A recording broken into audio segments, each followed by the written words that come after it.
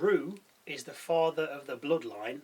JD McDonagh just about brains himself. And Punk's going to do Cody face to face.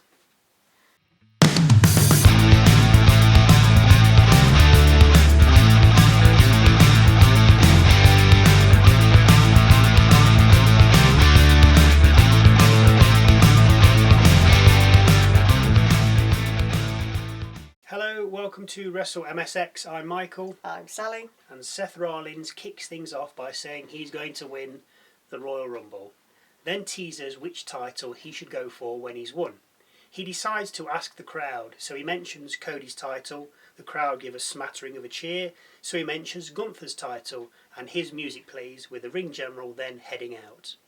Gunther questions whether Seth still has it in him, then tells him he isn't the best wrestler in the company anymore. He is, and the title around his waist proves it. Gunther then implores Seth to win the Rumble and challenge him at WrestleMania so he can realise that the only name synonymous with the World Heavyweight Championship is his. As the two stare at one another, out comes Logan Paul. And as he begins to talk, he's roundly booed before declaring himself in the Royal Rumble, then adding that he's going to win it. He tells Gunther he may choose to go after his title, with Gunther telling him he wants him to win the Rumble so he can go to WrestleMania and embarrass him when he slaps that stupid smirk out of his face. Seth says he's with Gunther on that, but the only person that's getting embarrassed is the ring general when he decides to take back his title, and with that said, Seth leaves the ring. If you can, then I feel you should subscribe. What do you think? Definitely. Thank you if you do. Backstage, Kathy Kelly asks CM Punk how he thinks Paul will do in the Rumble. Punk doesn't specifically say how he'll do. He just alludes to how everyone else will be tossed over the ropes with Punk the winner. Sami Zayn then appears, saying he heard what Punk said about him last week and agreeing with him that they're not on the same level because one of them is a WrestleMania main eventer and the other one is not. Sami then heads off down the corridor and comes across Karrion Kross. Sami tells Kross to stop whatever he's trying to do, with Karrion telling him at least listen to Seth or Kevin Owens, because it could be him and Owens at WrestleMania for the WWE title. Stop thinking with your heart and start thinking with your head, as there's a world of opportunity at your feet, Kross tells Zayn. Karrion walks off with Cody Rhodes then appearing. He and Sami shake hands with Zayn then walking off. Jackie Redmond interviews A-Town Down Under next, who are at ringside, and welcomes them to Raw. Waller says they're hungry and motivated. Theory adds he's not worried about the tag division, as we have the Gas Station Boys versus the Biker Boys next. Which brings us neatly to our first match of the night. The Gas Station Boys, Dominik Mysterio and JD McDonagh of the Judgement Day versus the War Raiders for the World Tag Team Championships. Before the match, we see a few rappers in the audience, as well as the Creed brothers. Judgement Day jump the Raiders as the bell rings, sending Ivar out the ring before double-teaming Eric. Dominik then dives out the ring at Ivar, with JD following up with a springboard moonsault, just about knocking himself out cold on landing. Definitely not part of what was supposed to happen. Carried on, but it clearly rocked him. We eventually get a normal tag match underway, with both teams on the apron making tags, but then end up outside with Ivar cannonballing JD and Dom. Back from the break, we hear that JD has waved away the medics before we see a double back body drop from Team JD. The match is slowed down, possibly because of McDonagh's mishap, with the match at a real walking pace. Eric finally tags in and picks up the pace, hitting Dom with a Uranagi, knee to the face and a cover for 2. JD avoids War Machine before pulling Ivar from the top rope and covering for 2. Dom then comes back in, with Ivar looking for the tag, but Carlito pulls Eric off the apron, with the referee not looking, of course. Ivar gets 619, moonsaulted, frog splashed, and covered, but only for 2, as Eric gets in the ring and pushes JD onto the covering Dom, breaking the pin. With carnage in the ring, the Raiders react quickest, sending JD over the top and then hitting Dom with a War Machine. Eric makes the cover and the Raiders retain their tag team titles. Which, I just find them a bit boring. I'd rather have Judgment Day won. Sorry for you War Raiders fans and what they've been through, yada yada yada, but I just find them boring. Yeah. Backstage we see Ludwig Kaiser speaking with Pete Dunne. Kaiser says last week things didn't go his way when the New Day appear. They tried to befriend Kaiser and Dunn, with the latter two walking off, leaving Kofi hanging. So even the heels are turning their noses up at the New Day boys. Kathy Kelly then appears looking for a scoop, with Kofi saying Atlanta's favourite son is here, meaning of course Woods. Woods says his family are here to see him in action against Rey Mysterio, which is up next. So, Rey Mysterio versus Xavier Woods, Rey with Zelina Vega, Joaquin Wilde and Cruz del Toro. New Day head out asking for their music to be cut before ragging on the Falcons. Cole telling us that's what you do if you're a bad guy. Pull the state's sports team apart. Thank you, Michael. Woods' family haven't arrived as we finally get the match underway. Cole tells us that Zelina Vega has been transferred to SmackDown, as we see a springboard crossbody by Rey. Woods then stomps on the back of Rey's neck as he's hanging between the ropes before sending him to the outside. Rey fights back on the outside, but Woods takes control again once back in the ropes. Xavier goes for Rey's mask, with the diminutive superstar managing to keep it on. Woods parades Rey around the ring in a vertical suplex before dropping him and covering him for 2. A seated senton seemingly turns it around for Mysterio, but the following mounted punches were avoided by Woods, who then places Rey on the top rope looking for a superplex. Mysterio fights out of it, sunset flipping Woods and then hitting a code red. The follow-up cover only getting a 2 count. Rey sets up for a 619 with Woods escaping the ring. Rey follows with Woods getting the upper hand. As Woods throws Mysterio back in the ring, he notices his family have finally arrived at ringside, so decides to head over to them. As he gets there though, they stand up to reveal New Day Sucks t-shirts, with his sister throwing her shirt at him. Woods gets back in the ring, but he needn't have bothered, as he's 619, with Rey then dropping the dime and covering him for the 1-2-3. After the match, Rey dons one of the New Day Sucks t-shirts. Nice. Next we see Sami Zayn in the locker room when Seth appears. Sami says last week's kick was an accident. Seth says it was a mistake, but it feels like it may not have been. But if it happens again, he can't be so sure it's a mistake. Fair enough, replies Sami, with the two then hugging it out. Out next, Jey Uso. He thanks the crowd for yeeting along with him and tells them he needed that after his loss to Gunther. Jey goes on to say that he can beat Gunther and that he's going to win the Royal Rumble, main event WrestleMania, and become the new World Heavyweight Champion. Pat McAfee then interviews Xavier Woods' family. They say the New Day are just bad guys now, with his mum saying she wants Woods to be a better person, but doesn't know if she can. Backstage, Jackie Redmond hears from Lyra Valkyria, who's declaring herself in the Royal Rumble, before American Made showed up. Chad Gable says Ivy Niles taking the IC title for me, well, for the team, before Team America head off and come across Alpha Academy doing a TikTok video. Gable calls them pathetic before heading off. Raquel Rodriguez and Liv Morgan versus Naomi and Bianca Belair next in a non-title match.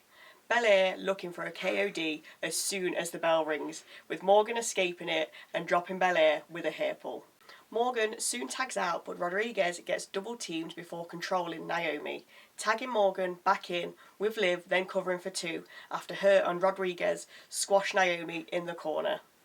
Morgan then gets double teamed and covered for 2. Things break down with all 4 women then in the ring as we head to a break. Rodriguez covers Naomi for 2 after a suplex, then helicopters her out the ring and rams her into the ring post. Naomi though manages to tag out, with Rodriguez doing the same. Belair comes in on fire, suplexing Morgan before raining down mountain punches on both her opponents. A running, tumbling moonsault gets Belair a 2 count before she heads upstairs and misses her move. This allows Morgan to tag in Rodriguez, who then slams Belair before using Liv as a weapon, powerbombing her onto Belair. Rodriguez covers, but only for 2. Naomi nearly takes the W after entering the ring with an X-Factor on Raquel, with the tag champs then double teaming Rodriguez managing to escape though and tagging Morgan, who hits Belair, now the legal woman, with a code breaker and then goes looking for Oblivion. Belair counters the move and hits the KOD, but as she covers, Dominik Mysterio appears on the apron after running down, distracting the referee. Belair tags in Naomi before going over the top rope and taking out Dom, with Naomi covering Liv with a split-legged moonsault. Rodriguez makes a save on 2 before slamming Naomi on the apron. Naomi rolls back into the ring where the awaiting Liv Morgan crawls over her and covers her for the win. Backstage, Kathy Kelly is with Rhea Ripley and she asks if Rhea has any predictions for the Royal Rumble match. Ripley replies by saying it doesn't matter who wins because if they decide to face her at WrestleMania, they're going to get brutalised. Bayley then pops up saying Ripley may see her at this year's WrestleMania. Rhea says good luck before exiting left. As Bayley heads off to the right, she bumps into Io Sky. Sky says see you Saturday before she also walks off. Kai Cenat. Who? No idea. Then heads out for an interview with Pat Mac. Nothing to see here as he's invited to the Rumble. Yay. We then see a vignette from Penta declaring himself in the Rumble.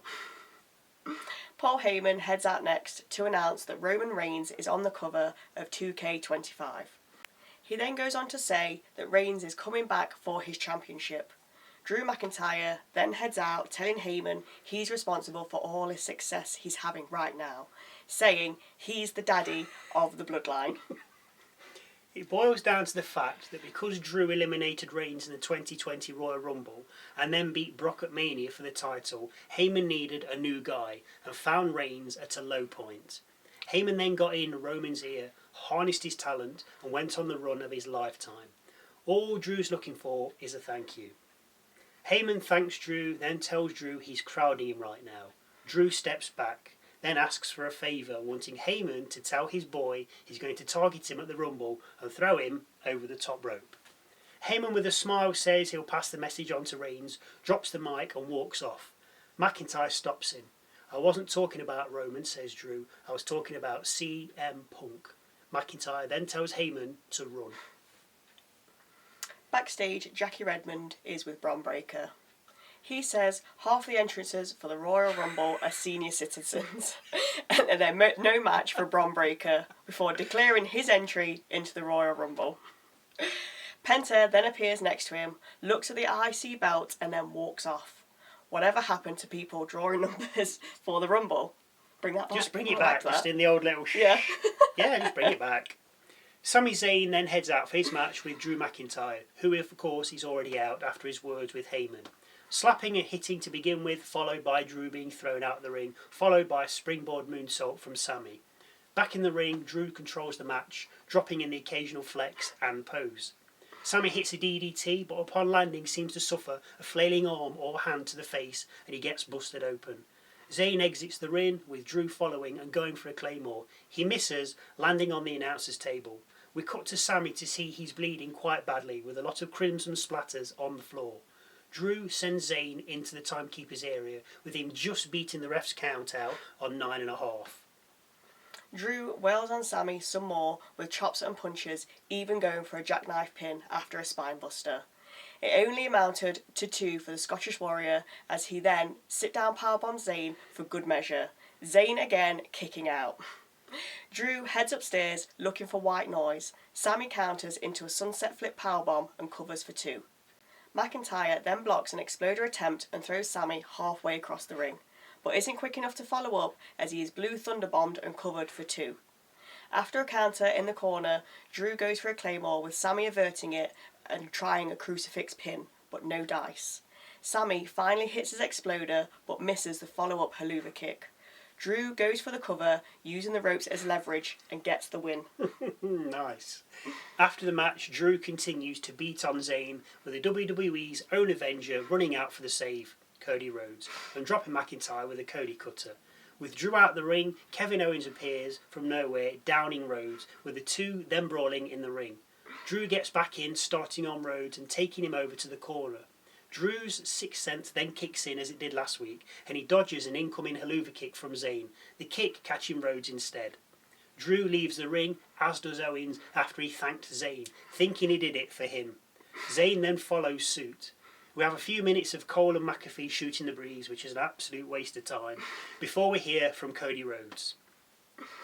Rhodes says he's looking forward to moving past Kevin Owens, when out comes CM Punk. Punk's worried about Cody because he's his friend, saying that he knows the championship can weigh heavy. Cody asks Punk if he is his friend. Punk says he is, and promises to always be his friend, even going as far as to say he loves him. The caveat from Punk is that there are no friends when you're the champion in WWE. So is he saying that he's his friend? He isn't his friend? I'm a bit confused there. Yeah, he's his friend, but if you're the champion, I'm not your friend. Let's just leave it at that. Rhodes asks Punk what's next for him. Sacrifice, replies Punk. That's what's in store. Main events, Raws, SmackDowns, early mornings and late nights. And while that's happening, somebody is getting in the best shape of their life, going to win the Royal Rumble and see you at WrestleMania, taking the belt from you. That's the good news. Cody smiles, asking for the bad news. The bad news is that somebody is going to be me. Punk then says he's going to win the Royal Rumble, and because he's his friend, he's going to stab him in the front. Rhodes respects that and says the dynamic has changed between them. He's no longer chasing Punk, Punk's chasing him. Rhodes hopes Punk wins the Rumble because he wants him to catch up so he can see the look on his face when he finds out the best in the world isn't the best in the world anymore. Raw goes off the air with the two men staring lovingly into one another's eyes. Oh. At this point, I just want to declare my entrance into the Royal Rumble, and I'm also going to win it. So watch out. Anyway, Drew was good. He always is. And with the ladder match being a no DQ in the Royal Rumble, which we're going to come to our predictions in another video that'll be out tomorrow. Who's to say Sami Zayn isn't pulling the wool over everybody's eyes and he's going to aid KO? I don't think he knows what he's going to do. I mean, if he comes out, you know he's going to clock Cody with a Helluva Kick. By accident. By accident. But more on that at another time. Yes. Any comments or views you'd like to share, then please feel free to leave them in the comments section below. Thank you again for watching, if you are. And we'll see you Wednesday for our Royal Rumble predictions. It should be fun. Hopefully.